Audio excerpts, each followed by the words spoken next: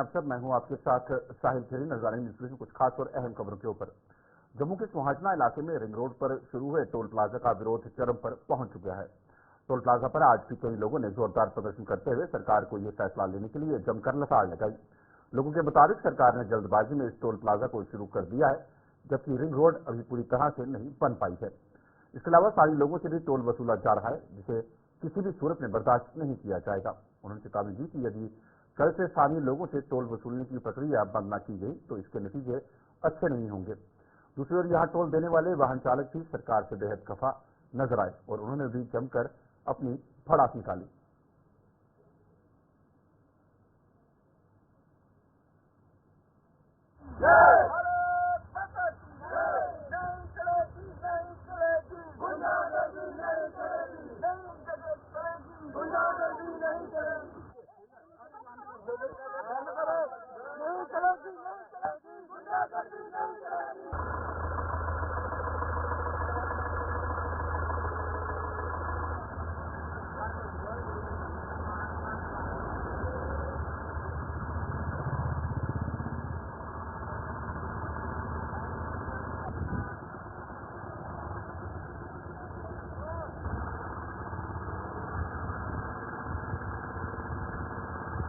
अगर उसके बाद भी नहीं मानेंगे तो अगर देखो गांव के लोगों को मुझसे विश्वास है, इसलिए कोई एक्शन नहीं कर रहे, ठीक है। तो मैंने इनको विश्वास दिलवाया है कि बिना पैसों के बिना रोड के कोई भी टोल नहीं देगा। लोकल लोगों को पास मिलेगा तो उसके बाद टोल हम खुद ओपनिंग करेंगे टोल की, हमें कोई प्रॉब्लम नहीं। क्योंकि अगर हमारे प्रधानमंत्री जी ने इतनी हमें सुविधा दी, इतनी सड़कों का इतना हमें लाभ दिए, तो हम टोल जरूर देंगे। लेकिन उसका कोई सिस्टम होता है, ऐसे नहीं कि जहाँ आपकी मर्जी चली तो आपने पैसे मिल रहे तो वहीं जाके डाल दिए, वो नहीं, ऐसा नहीं होगा। जहाँ पे लीडर अच्छे हैं वहाँ ऐसी गुंडागर्दी कभी नहीं चलेगी, बट मेरे ब्लॉक में तो कभी नहीं चलेगी। तो हमारी बात नहीं मानेंगे तो अगर किसी मेरे लोगों ने कुछ भी गलत किया तो उसके जिम्मेवार ये है हम नहीं, क्योंकि हम इनको कल का बोल रहे हैं, कल का ये बात नहीं मान रहे। अभी तक आपके सामने ये टोल काट रहे हैं, तो हमारे बंदे कोई इलीगल काम नहीं कर रहा, कोई हाथ भी नहीं उनको लगा रहा। अगर ये नहीं माने तो फिर अगर कोई गलत काम करता है तो उसके जिम्मेवार डिपार्टमेंट हम नहीं। आधा बना आपने अपनी मर्जी से टोल लगा दिया, ऐसा थोड़ी। आप रोड बनाइए, लोगों को फैसिलिटी दीजिए, फैसिलिटी के बजाय तो आपने फैसिलिटी देनी, उसी का तो टोल लेना है। आपका रोड अभी भी मैं मानता हूँ अभी भी 2 साल तक इनका रोड कंप्लीट नहीं होगा और टोल 2 साल पहले लगा दिया उन्होंने। कोई बात आगे अपना खर्च नहीं पड़ा, अपने रहने के कमरे में कहीं कुछ है ही नहीं, लेकिन टोल की जल्दी पड़ी है। जमीन के पैसे दिलाइए। इधर एक एनएचए का कर्मचारी था, वो बोल रहा इसका हमें नहीं पता पैसे मिले नहीं मिले। अगर आपको पता नहीं है तो आप हमें क्यों रोके? हम अपनी जमीन के बीच में पहले इन्होंने बोला काम मत रुकवाइए, काम चलने दीजिए, हमें चलने दिया। अभी बोल रहे रोड मत रोको, तो भाई हमें पैसे कब दोगे? आप और सरकार मिलिए, बैठिए, लोगों को पैसे दीजिए जिनकी जमीन आपने ऑक्युपाई की है, रोड बना दिया, टोल लेना शुरू कर दिया, लेकिन लोगों को आज तक मुआवजा नहीं मिला है। जो मैं पंचायत साझा का सरपंच हूँ, वहाँ पे भी ये प्रॉब्लम है। अभी तक लोगों को किसी को बहन मर गई है बोलते उसको कोर्ट से अफिडेविट लिखा के लो, बहन मर गई उसे किससे अगर उसके बच्चों का लिखवा के लाए, बोलते नहीं ये नहीं चलेंगे। अभी तक लोगों के पैसे बचे हैं, उन्होंने पता नहीं कब देने हैं, देने नहीं है इन्होंने। इनको रोड चलाना था, इन्होंने बना लिया, अभी चलाना शुरू करिए, हम नहीं चलने दे। बीच में कुछ ऐसे कट है और रोड की हालत अच्छी नहीं है तो लो, अच्छी बात है, और उसकी ऐसी सर्विस भी दो, सही है ना? सर्विस चाहिए ना हमें, किस लिए पैसा दे? अभी 130 एक तो इनका स्कैनर नहीं चल रहा, बोलते फास्ट टैग खराब है। मैं पिछले 8-10 साल से गाड़ी चला रहा हूँ, फास्ट टैग खराब हो गया आज मेरा इनके पास पहुंच के। फिर उसके बाद इनकी मशीन से करते स्कैनर, जो कि अलाउड नहीं है, वो मैं नहीं चाहता। और बीच में कट ऐसे हैं अचानक से, अभी गाड़ी में 5-10 मिनट पहले बड़ी मुश्किल से कंट्रोल की है। शायद मेरा गुड लक था कि भगवान ने मुझे बचा ली, नहीं तो ये जो काम जो अभी काम कंप्लीट करो तो उसके बाद लो ना पैसा। वो मुझे मना थोड़ी कर रहा है, जब किसी ने गाड़ी रखी है तो पैसा थोड़ी मना करेगा देने के लिए, सर्विस होनी चाहिए। मैं बोल रहा हूँ 0% भी नहीं, वो तो आप भी कैमरे से दिखा देना, या आगे पीछे दिखा दो इनको क्या हालत है। और इधर गुंडागर्दी के टाइप इन्होंने पुलिस भी रखी है, सब रखी है, आदमी कोई बोलेगा तो उधर तो पहुंच लेंगे उसको। जम्मू कश्मीर के मुख्य सचिव अटल डुल्लू ने आज जत्ती माइग्रेंट टाउनशिप में स्थित हायर सेकेंडरी स्कूल का दौरा किया। इस दौरान उन्होंने इस स्कूल की कुछ जरूरतों का जायजा लेकर उन्हें जल्द पूरा करने की बात कही।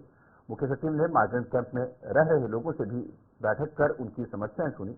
हालांकि कुछ कश्मीरी पंडित विस्थापित उनके इस दौरे से नाखुश नजर आए। उनके मुताबिक सरकार न तो उनकी घाटी वापसी के लिए कोई कदम उठा पाई है और न ही जस्टी टाउनशिप की बद से बदतर हो चुकी हालत में सुधार लाने के लिए कोई कदम उठाया गया है।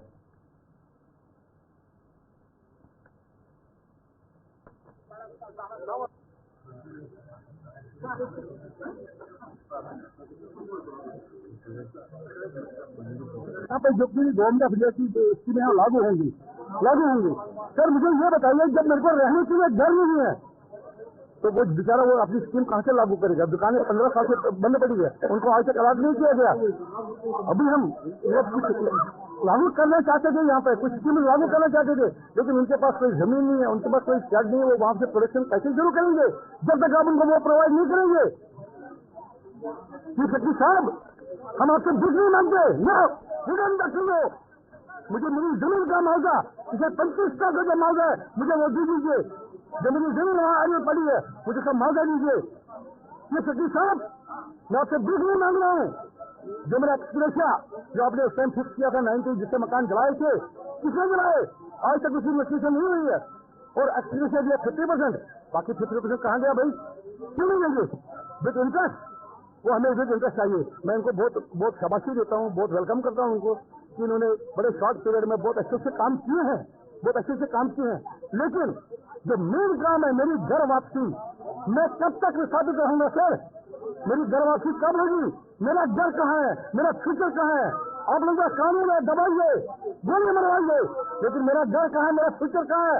That is my question to the whole government government of India कि मेरा घर कहाँ है, मेरा फ्यूचर कहाँ है? आप सिनेप्सिस में हमको नहीं घर दे सकते हैं, आप सोसाइटियां बना के हमको घर नहीं दे सकते हैं। I am an uprooted person, मैं सोसाइटी में नहीं जाऊंगा, मैं जाऊंगा मेरे घर में जाऊंगा। मेरा जो यूथ है, जो 22 साल का यूथ था, 20 साल का यूथ था, वो अनएम्प्लॉयड है, उसके बारे में क्या सोचा आपने? आपके पास कोई नौकरी नहीं थी। मैं आपसे आज उनके बारे में आपसे वन टाइम कन्वर्सेशन मांग रहा हूँ ताकि वो भी अपना सर्वाइवल खड़ा करें। तो देखो चीफ सेक्रेटरी साहब आज पहली बार आए, देर आए, दुरुस्त आए, मगर मुझे बताइए वो यहाँ से करके क्या गए? मतलब क्या उन्होंने खासा? जो भी आदमी कहीं से जाता है, कोई इसका सोल्यूशन, कोई एक आध चीज के लिए ये बोलता कि हाँ जी मैंने ये किया, I have directed the relief commissioner, आपका ये काम हो जाएगा। ये सारा आईवास है। गवर्नमेंट ऑफ इंडिया और स्टेट गवर्नमेंट पिछले 34 सालों से कम्प्लीटली फेल हुए हैं, दे हैव मिजरेबली फेल। हमने इनको सर कितनी बार ये बोला कि भाई हम यहाँ पे मजलूम, हम बड़ी कंडीशन बहुत खराब है, अब हमारी बिल्डिंग देखो, हमारा पानी का सिस्टम देखो, हमारी सफाई का मसला देखो, और सबसे बड़ी बात जो हमारा गुजारा है, राहत राशि जो हमें मिलती है, अभी 8 साल हो गए, एक पैसे की किसी ने वृद्धि नहीं की, जबकि सरकार खरबों रुपया, अरबों रुपया इंफ्रास्ट्रक्चर के लिए, हांगों को बचाने के लिए, पता नहीं किस किस चीज के लिए उन्होंने फंड रखे हैं। लेकिन जो कश्मीरी माइग्रेशन 7.5 कश्मीरी पंडितों ने माइग्रेशन की थी, उसमें से 22,000 कश्मीरी पंडित रिलीफ लेता है। अब ये देखो ओनली 22,000, लेकिन वो 22,000 आदमी भी मुसीबत की जिंदगी गुजर कर रहे हैं और सरकार उसका कोई समाधान नहीं निकाल रही। ये बांग्लादेश में अल्पसंख्यकों पर हो रहे अत्याचार के विरोध में जम्मू में प्रदर्शन का सिलसिला जोर पकड़ता जा रहा है। शहर में आज जम्मू नगर निगम के पूर्व पार्षदों के अलावा कुछ व्यापारी संगठनों व आम लोगों ने जानीपुर इलाके में धरना प्रदर्शन कर सरकार से बांग्लादेश के खिलाफ कड़े कदम उठाने की मांग की।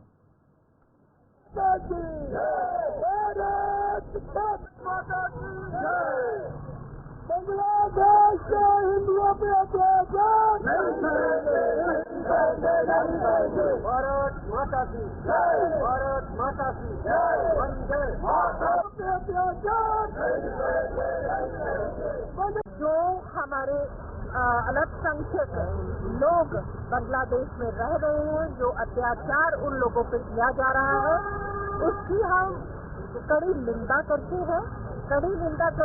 उसी उपलक्ष्य में आज यहाँ इस जगह पे जो कार्यक्रम है, हमारी यशपाल जी के शर्मा जी की अध्यक्षता में कार्यक्रम हो रहा है। आप देख रहे हैं पब्लिक की आवाज, जो हर एक वार्ड के पब्लिक रिप्रेजेंटेटिव है, जिन्हें हम ऑनरेबल कॉर्पोरेटर भी कहते हैं, सब यहाँ पर बैठे हुए हैं और अपना रोष व्यक्त कर रहे हैं उन लोगों के प्रति, उन लोगों के अगेंस्ट जिन्होंने बांग्लादेश में रहते हुए हम हिंदू लोगों पर एक नीचता और क्रूरता दिखाते हुए जो अत्याचार अल्पसंख्यकों पर कर रहे हैं, हम उनकी कड़ी शब्दों में निंदा करते हैं और हम एडमिनिस्ट्रेशन से मांग करते हैं कि जितना कड़ा सा कड़ा जो कदम है उन जो ये ताकतें ये अत्याचार क्रूरता अलग शख्सों पर दिखा रहे हैं उन पर वो उनके आदेश जो है वो कड़ा जो है कदम उठाए ताकि हमारे हिंदू एक सहज माहौल में वहाँ पर रह सकें। दूसरी ओर उधमपुर में भी आज कई धार्मिक व सामाजिक संस्थाओं के सदस्यों के साथ साथ आम लोगों ने बांग्लादेश की सरकार के खिलाफ जोरदार प्रदर्शन किया।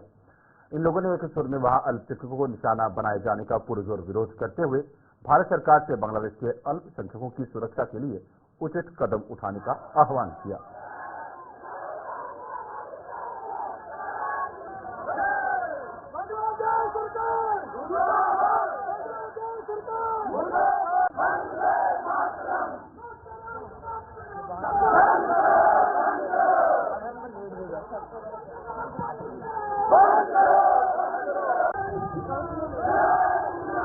जो आज बांग्लादेश में हालात बने हुए हैं उन हालातों के ऊपर हमारी चिंता व्यक्त करने के लिए कि वहाँ हिंदुओं को किस तरह से प्रताड़ित किया जा रहा है, हिंदुओं को मारा जा रहा है, काटा जा रहा है और उनको उनकी दुकानों को उनके सामान को लूटा जा रहा है।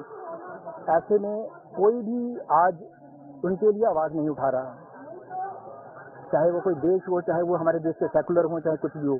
तो हम एक मैसेज एक देने आए हैं, संदेश देने आए हैं सबको कि हम सब सनातनी एक हैं और हम बांग्लादेश के साथ दृढ़ता से खड़े हैं। हम भारत सरकार से भी ये गुहार लगाएंगे कि वो अपना रोल अदा करें और बांग्लादेश में हिंदुओं की रक्षा करें, उनको ये लूटने और कटने से बचाया जा सके। और इस विरोध प्रदर्शन में हम पूरे उधमपुर वासियों से हमने आह्वान किया हुआ कि वो आज यहाँ पे शहीद भगत सिंह पार्क में आए और यहाँ पे इकट्ठा होकर यहाँ से एक शांतिपूर्ण तरीके से एक मार्च निकालेंगे और वो डीसी ऑफिस तक ले जाएंगे। वहाँ डीसी मैम को हम एक मेमोरेंडम देंगे प्रेसिडेंट ऑफ इंडिया और प्राइम मिनिस्टर ऑफ इंडिया के लिए, ताकि वो एक जल्दी से जल्दी कोई ऐसा एक सोल्यूशन निकाले जिससे जितने भी हमारे जो माइनॉरिटी वाले हिंदू वहाँ पे बांग्लादेश में रहते हैं उनकी सेफ्टी मेजर का कुछ किया जाए। क्योंकि अगर जहाँ कुछ नहीं होगा तो वहाँ पे जितना भी मारकाट हो रही है और आने वाले टाइम में जो 4-5% हिंदू बचा है वो भी खत्म हो जाएगा।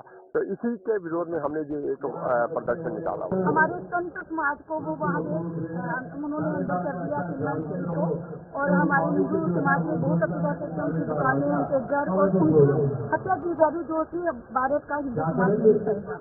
और इस प्रदर्शन में जगह जगह पे हर जिले पे ये कार्यक्रम कराया जा रहा है ताकि हिंदू समाज संगठित हो और बांग्लादेश हिंदू समाज को पता चले कि भारत का हिंदू समाज उनके साथ है। मैं अपने सभी हिंदू समाज के भाइयों को और बहनों को ये बताना चाहती हूँ कि अब समय आ गया संगठित होने का। हम सभी जातिवादी से उठ के सब संगठित हो जाए और इन विरोधी ताकतों को मुंह को जवाब दे जो हम पे हिंदू समाज को।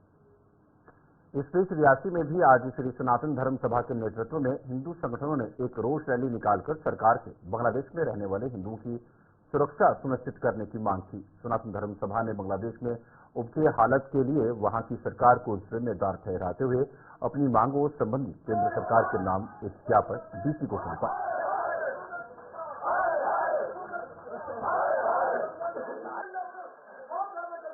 और हम ये कहते हैं कि जो यूनुस खान जो इस वक्त कार्यकारी उनके प्रधान हैं उनको नोबेल प्राइज मिला हुआ है और नोबेल प्राइज किसका मिला हुआ है? शांति के लिए मिला हुआ है। और हमें हैरानगी है कि कौन सी शांति जो है ये इस वक्त बांग्लादेश में है।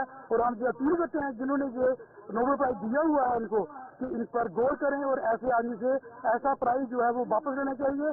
और हम हिंदुस्तान से अपने जो प्राइम मिनिस्टर हैं, प्रेसिडेंट हैं, उनसे ये अपील करते हैं कि इनके साथ जो भी हमारे ताल्लुकात हैं, जैसे दूसरे हमारे पड़ोसी के साथ खराब किए गए थे अब उनसे भी खराब है और इनका जो है हुक्का पानी जो ट्रेड है इनको जहाँ तक हो सके बंद किया जाए। अगर ये नहीं करते हैं तो अपनी आर्मी जैसे 1970 में भेजी थी तो ऐसे ही आर्मी जो है बांग्लादेश भेजकर इसके ऊपर भी कब्जा। जम्मू कश्मीर में 13 नए केंद्रीय विद्यालय खोले जाएंगे। प्रदेश में मौजूदा समय में 39 केंद्रीय विद्यालय हैं और नए विद्यालय खुलने से इनकी संख्या 52 हो जाएगी। नए केंद्रीय विद्यालय प्रदेश में साक्षरता के ग्राफ को तो ऊपर उठाएंगे ही, साथ ही दुर्गम और पहाड़ी क्षेत्रों के आर्थिक रूप से कमजोर बच्चों के लिए गुणवत्तापूर्ण शिक्षा के रास्ते भी खोलेंगे।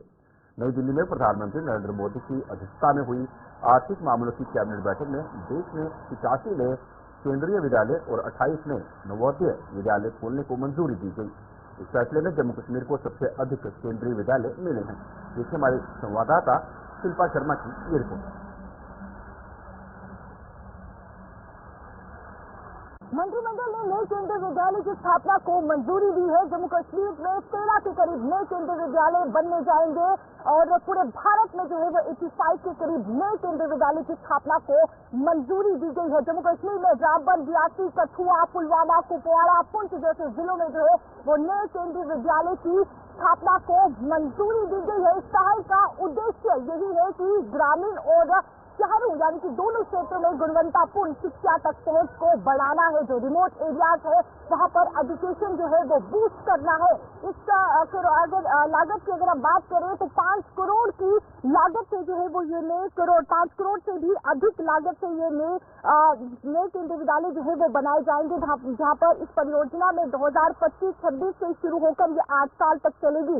साथ ही साथ इस परियोजना की अगर मैं बात करूं तो प्रत्येक केवी में लगभग जो है वो 960 छात्रों को समायोजित किया जाएगा, जिसमें लगभग 82,560 छात्र देश भर में लाभान्वित होंगे। साथ ही साथ आपको ये भी बता दें कि इससे जो है वो वहाँ के लोगों को यानी कि जब नए केंद्रीय विद्यालय बनेंगे तो वहाँ के लोगों को जो है वो रोजगार भी प्राप्त होगा। जिनके पास स्किल है या फिर वो अनस्किल्ड है तो उन्हें भी वहाँ पर जो है वो रोजगार दिया जाएगा।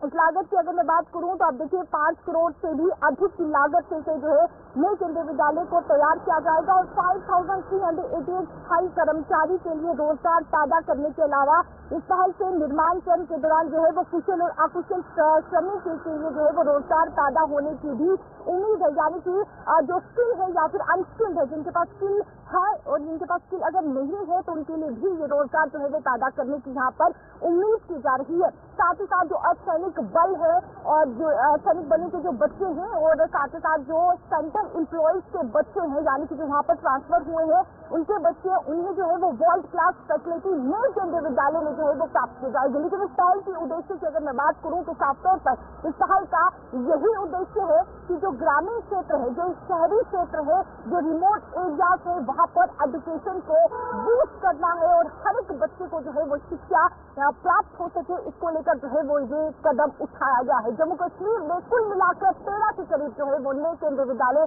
बनाए जाएंगे और पूरे भारत में 85 के करीब नए केंद्रीय विद्यालय की स्थापना को मंजूरी दी गई है। जम्मू कश्मीर के मैं फिर बता दूं कि जम्मू कश्मीर के पुंछ, रियासी,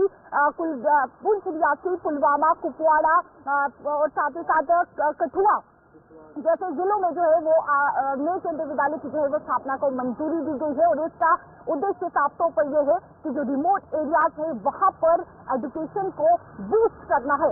आने वाले समय में जल्द ही जम्मू कश्मीर में 13 के करीब जो है वो नए केंद्रीय विद्यालय देखने को मिलेंगे, जहां पर एजुकेशन फैसिलिटी जो है world class education facility provide की जाएगी, जिससे रोजगार भी जो है वो मिलने की उम्मीद है। कैमरा पर्सन समीर थापर के साथ शिल्पा शर्मा। राजौरी में आज परिवहन विभाग और ट्रैफिक पुलिस ने नाका लगाकर यातायात नियमों की धज्जियां उड़ाने वाले वाहन चालकों को सबक सिखाया। राजौरी में लगाए गए नाके पर यातायात नियम तोड़ने वालों पर सख्त कार्रवाई की गई और इस दौरान एक नाबालिग के द्वारा दौड़ाए जा रहे 2 पहिया वाहन को जब्त कर लिया गया। इस नाके पर राजौरी के ARTO तारामणि विशेष रूप से मौजूद रहे। उन्होंने लोगों से यातायात नियमों का पालन करने का आह्वान किया और नाबालिगों के अभिभावकों को भी सख्त लहजे में चेतावनी दी।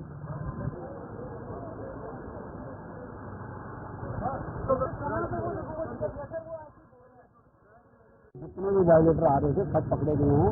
उसमें ये कुछ माइनर बच्चे पकड़ा गया है, तो बस पेरेंट्स की यही गुजारिश है कि इन लोगों को आप बाहर ना निकलने दें जब तक इनके डॉक्यूमेंट जो है DL नहीं बन जाता, ड्राइविंग लाइसेंस नहीं बन जाता, तब तक इनको बाइक को हाथ ना लगाने दें।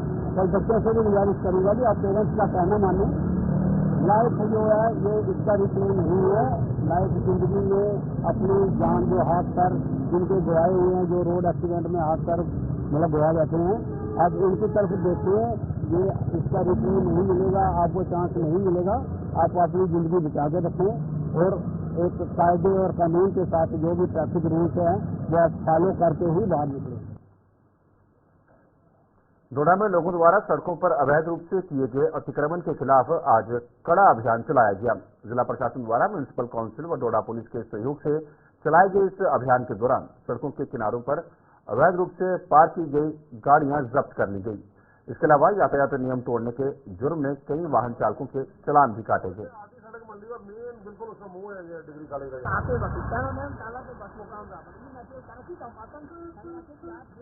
तो मैसेज तो यही है कि इस तरह की हरकतें जब फ्यूचर में जो है बर्दाश्त नहीं की जाएंगी। इसमें जो एडमिनिस्ट्रेशन का रोल है कि लोगों को एक पब्लिक प्लेस प्रोवाइड करना, उसके लिए भी जो काम जो है किए जा रहे हैं और 20 तारीख तक वो सारे काम जो है कर लिए जाएंगे। कहीं पर सिटी के बीच में जो है वो येलो लाइनिंग का कंसेप्ट चल रहा है, उस पर काम शुरू हो गया है।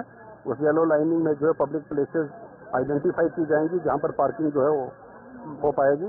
इसके अलावा जो हमारे प्राइवेट पार्किंग प्लेसेस हैं उनके साथ भी टाइप किया जा रहा है। जो पब्लिक प्लेसेस है जो म्यूनसिपैलिटी और R&B डोडा जो है मिलकर काम कर रहे हैं, वो प्लेसेस आइडेंटिफाई हो चुकी हैं, उस पर भी काम जो है शुरू हो चुका है।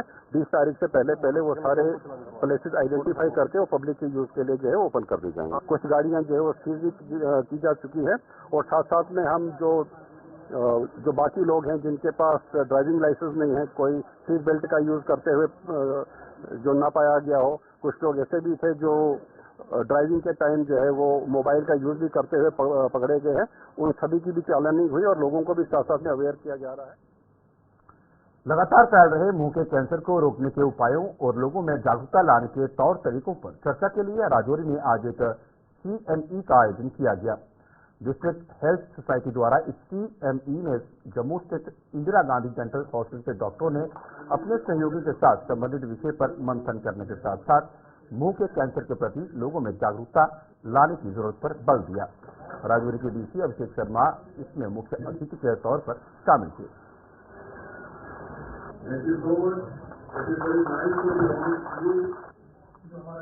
को पता है कि आजकल जो है हम देख रहे हैं ओरल कैंसर के केसेस बहुत ज़्यादा निकल रहे हैं, तो उनको रोकने के लिए ये प्रोग्राम किया गया है सो दैट हम जो पेरिफेरीज के जितने भी डॉक्टर्स हैं, जो टेक्नीशियंस हैं, उनको यहाँ पे बुलाया है एक कंटिन्यूस मेडिकल एजुकेशन प्रोग्राम के जरिए हम उनको ओरिएंटेशन दें कि कैसे हम अर्ली स्टेज पे जो कैंसर है, ओरल कैंसर है, उसको डिटेक्ट कर ले सो दैट जो है हम उसका इलाज हो और अर्ली स्टेज पे उसको डिटेक्ट करके हम बहुत सारी जानें जो है बचा सकते हैं। सबसे ज़्यादा जो है आप देख रहे हैं आजकल smoking, betel nut chewing, tobacco chewing जितना भी है उसकी वजह से ये है।